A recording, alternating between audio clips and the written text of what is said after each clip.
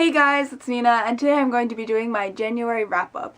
I read a total of 3 graphic novels and 3 regular books in the month of January, which might not sound like a lot, but for me, that's a lot. Like, to give you some perspective, my Goodreads challenge for the whole year is 30 books, and I've already read 6. I think I'm like 20% done or something ridiculous like that. This is crazy. This isn't gonna happen every month, but it doesn't seem crazy, because most people read a lot more than I do. Because I'm a really slow reader. But you don't care about that, let's just get to the books I read. The first book I finished this month was Champion by Marie Lu. This is the last book in the Legend series. Obviously, everyone knows this. But I read this almost all in December, but then I finished it 2 days into this year. I actually kind of cheated and put this on my list of top 2014 for 14. But whatever.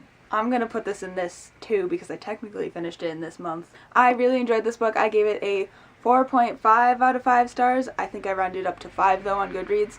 And I think it was just a great conclusion to a great series. The series as a whole is a solid 4.5 for me. This book individually is definitely more character driven than the other ones, but it was still really intriguing, it was still really fun. It wasn't as action packed as the others, but it was still really good. The ending I was kind of iffy on, I haven't really decided if I like it or not, but it did break my heart. I can tell you that much. It gave me all the feels. So yeah, this book was great. The next book I read this month was Ms. Marvel No Normal, and I actually did a full review on this. If you want to check it out, I will link it down below, and maybe link it here if I'm not too lazy to do annotations later. I quite enjoyed this comic. I gave it a 4 out of 5 stars on Goodreads. I enjoyed it, but I didn't love it because it wasn't very unique in my opinion, because it's an origin story and it was just very similar to other origin stories that just your typical origin story, I guess. So in that respect it wasn't unique, but Malala herself is very, I guess, different from most protagonists, just in general, but especially in the comic book industry. So that I really liked, and I think this comic has a lot of potential moving forward, but this one wasn't my favorite. The next comic I read this month was Black Widow, The Finely Woven Thread, and I absolutely adored this. I also did a review for this one, so I will also link that down below, and maybe here, depending. But I loved it so much. I gave it a 5 out of 5 stars.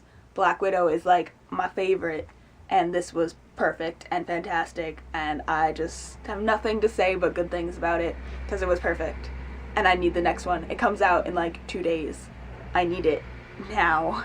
And the last comic I read this month was Hawkeye, My Life as a Weapon, and I don't have this because I think I'm loaning it out to a friend. I'm not really sure. I've loaned it out to so many friends since I have read it, which yes means I loved it. I ended up giving this a 4.5 out of 5 stars, but I rounded up to a 5 on Goodreads. The only reason I took that little 0.5 off was because the beginning and the ending were a little slow, but the rest was just fantastic. It had a completely different tone from the Black Widow one. It was a lot more funny, and just because Hawkeye just has a different personality and he's hilarious and I loved it.